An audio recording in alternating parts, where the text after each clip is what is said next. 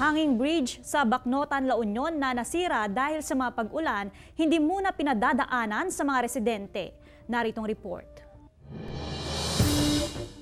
Tuluyan lang hindi pinadaanan sa mga residente ang nasirang hanging bridge na nagsisilbing daanan ng mga residente sa dalawang sitio sa barangay Ginabang, Bacnotan, La Union. Matapos kasing maranasan ng tuloy-tuloy na buhos ng ulan, bumigay ang ilang kable na sumusuporta sa tulay, dahilan para mahulog ang ilang residente. Gumawa kami ng alternate na na daanan yung gawa sa kawayan. Paliwanag ng mga opisyal ng barangay, bago pa ang tag-ulan, inayos nila ang hanging bridge para sa kaligtasan ng mga dumadaan. Nakiusap ang barangay na 1 hanggang 2 katao lang ang pwedeng magsabay dumaan. Pero 6 raw ang nagsabay dumaan sa tulay, kaya napatid ang ilang inilagay na suporta.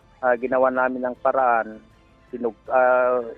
nilagyan namin ng isa pang alambre, kaya lang hindi abot sa kabila, kaya yung gitna single pa rin. Ay ang nangyari, yung sa gitna siya naputol. Ininspeksyon ng lokal na pamahalaan ng Tulay, naglaan na umano ng 700,000 pesos na pondo para sa konstruksyon ng panibagong hanging bridge na sisimulan sa oras na may award sa mananalong bidder ng proyekto. Hindi naman po namin pababayaan yung mga ganong problema.